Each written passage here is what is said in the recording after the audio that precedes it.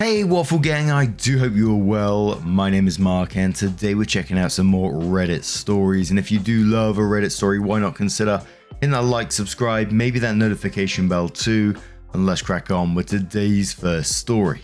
Much love guys. Now, today's first story comes from Farhumor1774 from the relationships subreddit and says, my wife, 30 female, admitted to a drunken one-night stand last weekend, and it has turned me, 32 male, into a robot.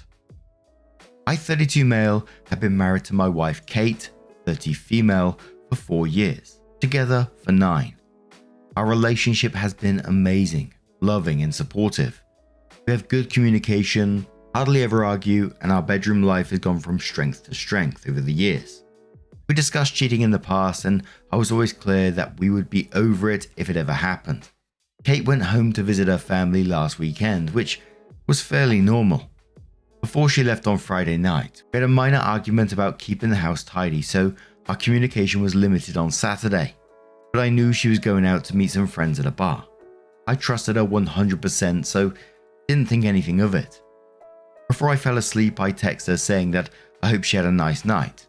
When I woke up Sunday morning, I had a missed call from Kate at 4 AM, so I immediately called her to check if she was okay, but no answer. After a few hours, I tried again a few times, but still no answer. Around an hour later, I got a message saying that she was fine and was driving back soon. Kate got home late afternoon and looked awful. She had clearly been crying, was not wearing any makeup, unusual for her, and looked like a shell of a person. I knew right away something was wrong, but she wouldn't let me hug her and would barely speak. I sat her down on the couch and made her some tea. I gently encouraged her to tell me what was wrong, and she burst into uncontrollable tears for at least 10 minutes while I was trying to comfort her. She then proceeded to tell me, stopping every few words, that she slept with someone last night after the bar. At that moment, something in my brain broke. I can't describe it in any other way. I immediately got up and jumped into my car and drove off. I went to a park and walked around it for about an hour. Kate was calling my phone constantly and I turned it off. When I got home, I grabbed 2 suitcases from the garage and went to our bedroom. I threw some of Kate's clothes and shoes into them and left them by the front door. Kate was lying on the floor in the living room, curled into a ball, sobbing. I called her best friend, who lives nearby, and told her that Kate needed a place to stay and a ride to her place, and that Kate could explain everything to her later. I told Kate I was leaving for an hour and that a friend was coming to pick her up. She grabbed onto my legs, trying to stop me from leaving. When I returned home again, Kate was gone, and so were the cases. On Monday, with a clearer head, I answered one of Kate's many calls and told her that I needed her to send me an email with as much details as possible of that night, and if she leaves anything out, there'll be no hope of reconciliation. I received this email on Monday night, but still haven't opened it. Since then, everyone had been trying to contact me, but I've just been working, exercising, and sleeping. One of her friends turned up at my house with an attitude, demanding an explanation. I told her to speak to Kate and close the door in her face. I've also been speaking to divorce lawyers. I've moved money into separate accounts and blocked Kate and all of her friends on everything I've done since I found out. Seems like I've been on autopilot. I don't feel angry, upset, or overly emotional. Just numb. Kate posted a note through the door yesterday asking me to meet tomorrow, but I'm conflicted. Should I meet her? Will it change anything? Is there any point in trying to reconcile? Is it normal to feel like a robot, and how do I snap out of this? Edit. I just want to add that when I came home the first time, Kate confirmed it was consensual. She was drunk but knew what she was doing. Whether you meet up with her again is purely down to your choice, which I know isn't helpful in this situation, but I know many people who would say, walk away from this, etc. It's going to be no benefit to you. She's just looking for forgiveness, which again is no benefit to you. And from the way I've read this post, I would probably suggest the same to you at the same time. But I know if I was in that position, I would want to hear it. I'd want to know. I'd want that kind of closure, if you like, which I'm not sure is healthy, but I'm sure it would help me. But the first commenter said on this one, hey, I'm really sorry. I will speak from experience. Being numb after finding out was one of the main feelings that you will have, and it's totally okay to take a pause for as long as you need before you make a single decision. Need months? Take months. You don't owe anybody anything at this moment, and good job setting up boundaries. Regarding whether to read that email or not, think about it before doing so. Generally, there are two types of people: the ones that want to know as less info as possible, and the ones that want to know every single detail there is. How it felt, how and what they have done. I personally did want to know every detail. I would say it helped me, definitely caused me to imagine how it happened many times. Sometimes I wonder if it'd be better of not knowing. She does seem remorseful. She did admit it herself as soon as she could in person. This will ruin things big time. Magic will be forever gone, I promise you. 100% trust will never be back again, but 90 to 95% is possible. There will always be that doubt in your head every time she will leave the house. You can definitely live with it. You can become stronger as a couple in some areas. That's all possible and will tremendously depend on her, the work she is ready to do. But unfortunately for you, you have to do a lot of work too. It will seem unfair, but that's a reality. We all said that we will never forgive infidelity, but I tried staying. I stayed for 1.5 years, did the work, read the books, watched the videos, did a lot of talking, etc.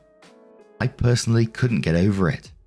My psychotherapist said that everybody takes it differently. Some can live with it, some cannot. I took it as 10 out of 10. It made me a shell of a person for those 1.5 years. It affected my next relationship. If you can take it, if you can do the work, if you know she will give you the compassion and understanding, that she is ready to do anything to help you, it might be possible. But keep in mind that post-infidelity relationship is very different and have very different rules. If you will decide to go to a psychotherapist, get the one that specializes on infidelity. Whatever will be required to reconcile could be considered controlling and unhealthy by regular psychotherapists. I hope you the best, my friend.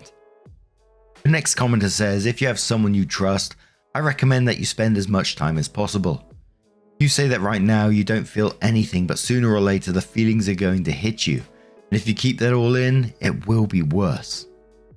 So, OP came in with her update 3 days later and said, after reading your comments, I decided to meet with Kate but not read the email. Kate came to the house yesterday, and when I opened the door, she looked terrible. She tried to hug me and started mumbling apologies, but I stopped her and we sat down to talk. I started by telling Kate that I would be recording the audio of the conversation, and she agreed. I then asked her to explain what happened and told her that I haven't read the email she sent. Kate said that she'd been at a bar with 2 friends. I know and like both of them, and told me what she had to drink. I was surprised at how little she drank because it was the same amount we would normally drink when going for dinner. A few glasses of wine and a cocktail. She admitted she was only slightly tipsy. One of her friends, Sarah, has a younger brother, Max, 27 male, who came to pick them up around midnight. It's a running joke in their group that Max has a major crush on Kate since high school, and I'd heard them joke about this. The 4 of them went to get some food and Max then dropped each one off until it was just him and Kate. Kate said she didn't want him to drive the 20 minutes to her parents' place after working all day, so she could just order an Uber from his apartment. She went into his apartment to order an Uber but couldn't get one. Max suggested she crash in his bed and he would take the sofa. He would then drop her off in the morning. Kate refused and continued to try and find an Uber. They were sitting on Max's bed and he kissed her. She kissed him back and they ended up having sex. She confirmed again that it was consensual. After that, she broke down crying from guilt and Max took her home. She cried for another hour, then tried to call me to tell me what she had done. We had to stop a number of times because Kate kept breaking down and crying hysterically. She told me it was a huge mistake. She got caught up in the moment. It was terrible. She only loves me, blah, blah, blah. After she was done, I told her that her story didn't make sense, but it didn't matter at this stage because I was done. This caused another breakdown. I told her I was going to continue with divorce preparations for the next month. But for the next month, We'd be separated with no contact. I also told her that we would both remain faithful, would get a full STD panel, and she would tell our mutual friends and family what happened. If she sticks to these conditions, I'd be willing to meet again to see if there was any way forward other than divorce. She enthusiastically agreed to this, but made it clear she did not expect me to stay faithful to her. I know many of you will criticize this decision, but I need to be sure that divorce is the right option after I had time to process everything that has happened. I'm still 99% sure that's where we are heading, but I need to be 100% certain. Edit. Just to clarify, because many of you seem to be focusing on this point. I've had mutual friends and my wife's family send me nasty messages, turn up at my house, etc. because according to Kate, I kicked her out over an argument. My request was that Kate tells them it's because she's been unfaithful, not a full rundown of everything that happened. So a commenter replies on the back of that one, so there's been a running joke about this guy wanting to bang your wife. Then in the middle of the drive home, it is determined that 20 minutes is too far because he worked all day. And the solution to that ends up with them sitting on his bed. The logic leaps for this to be believable are miles wide. Almost 100% the sequence of events did not happen that way.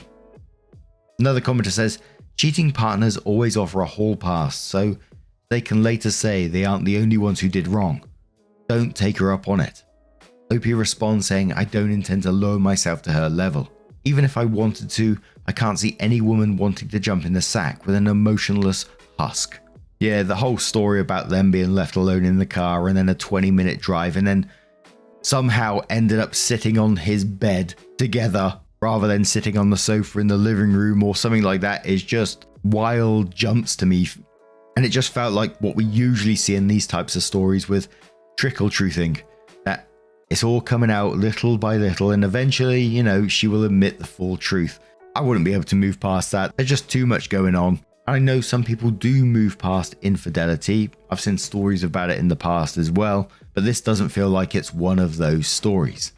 But now I'm going to turn this one to you guys. What do you guys make of this situation? Let me know your thoughts down in the comments below, and let's move on to another story. Now, our next story comes from Curious Stepdad 1234 from the Am I the Arsehole subreddit and says, Am I the arsehole for taking my stepson on outings without my son? I, 38 male, have a son and a stepson who are both similarly aged. My son Mark, 15 male, and stepson Luke, 14 male.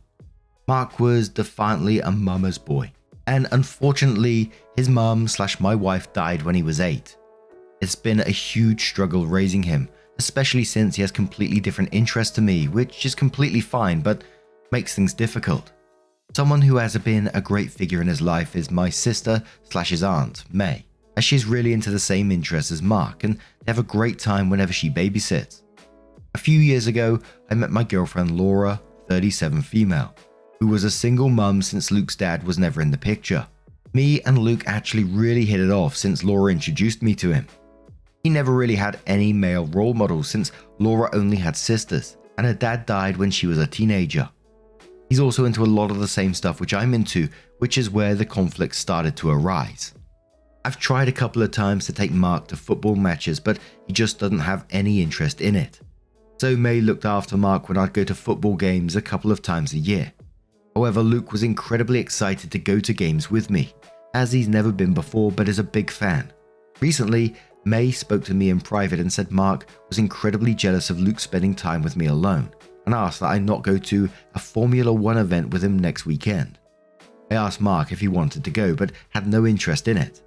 They both are really good friends, but Mark felt like I loved Luke more than him, which admittedly broke my heart. Even though he doesn't go to football with me, I still make sure to take him to things that he'd enjoy, such as West End shows and concerts and his favourite singers.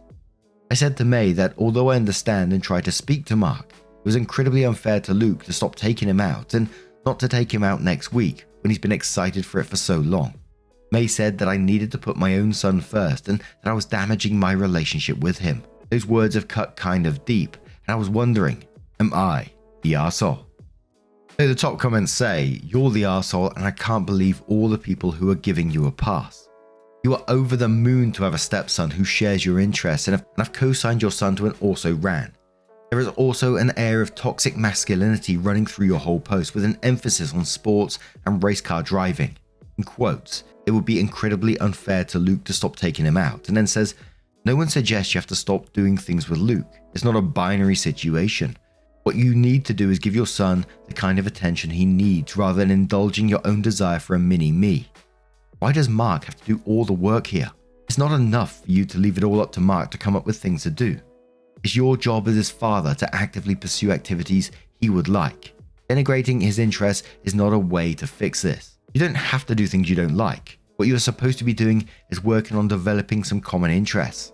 Mark is 15 and you seem to have just ridden him off because you now have a son you always wanted. Dude, that is absolutely asshole behavior and you need to set corrective course. If mum says, oh my god, find things your son likes and go do them. Read about them. Find how to enjoy them. The point is to spend time with your son doing things he enjoys, not demanding that he enjoy your activities in order to get time and attention from you. You're the arsehole. K. Rool says you're the arsehole. Your son's mother died and now you're emotionally abandoning him because you discovered a mini-me in your stepson. I feel sorry for both these boys having you as a role model. This is a truly sad post. Another commenter says, I think you need to listen to your sister and start putting your son first. In your own words, you don't match his energy for his interests. Instead of the Formula 1 event with Luke, I suggest spending some one-on-one time with Mark. Go out for dinner or a weekend vacation. If you don't start putting your son first, you're going to have a strained relationship once he hits adulthood. Edit, you're the arsehole, but you have an opportunity to redeem yourself now that you know how your son feels. And the overall post was judged, you're the arsehole. So 2 days later, OP comes in with an update and says, first of all, I want to thank everyone who gave comments. I felt some of the comments and messages I received were judgmental and hateful, but accepted that most people seemed to think I was an arsehole in the situation. So rather than defend myself, my priority was to make things right with my son, Mark. I spoke to him and opened up by telling him how much I loved him and how much I wouldn't change anything about him, and that he inherited all of the qualities I love so much about his mother. He seemed pretty confused when I said that and said he really appreciated it but asked where it was coming from. I told him that I heard he was getting jealous about the time I was spending with Luke one-on-one, and that I'd hate for him to think or feel that I was abandoning him by spending time with Luke. He then had a bit of an embarrassed look on his face and reassured me that he didn't feel abandoned or jealous of Luke. I then mentioned how May said otherwise, and then he visibly cringed. He then told me that he was jealous, but of me rather than Luke. That he thought Luke was incredibly nice to him when they first met and was really excited to have a friend like him, since most of his friends through his school and clubs are girls. That he'd like to spend more time hanging out with just the two of them, but he's much interested in hanging out with me rather than him.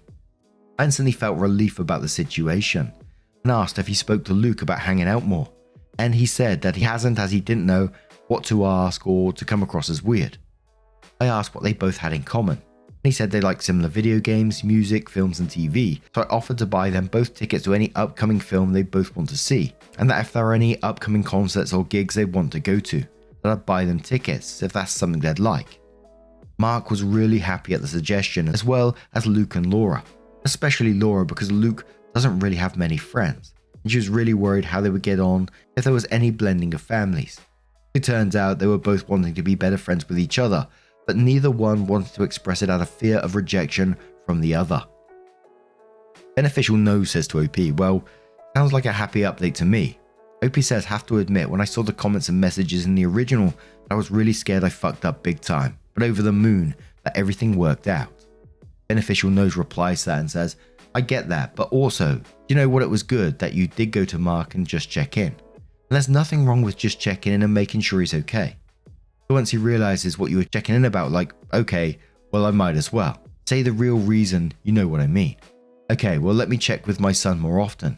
You know what I mean here, there's nothing wrong with that. And I think that was kind of a positive update. I think people were pretty harsh on OP in the original post if I'm being totally honest.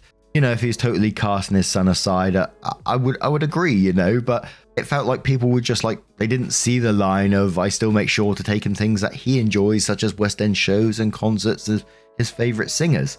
So he was trying to do stuff with his son at the same time. So all this toxic masculinity stuff because he likes sport, I don't know, I just didn't particularly feel it in that. Maybe I'm wrong. I felt like OP genuinely does care about his son and wants what's best for him and isn't forcing him to go to sports games even though OP enjoys them. Strange one for me, but what do you guys make of this situation? Let us know your thoughts down in the comments below. Now, just a huge thank you from the bottom of my heart for getting involved in today's stories. Your love, your support, your time always means the absolute world to me. So thank you so much for being involved, and hopefully I'll see you in the next one. Take care and much love.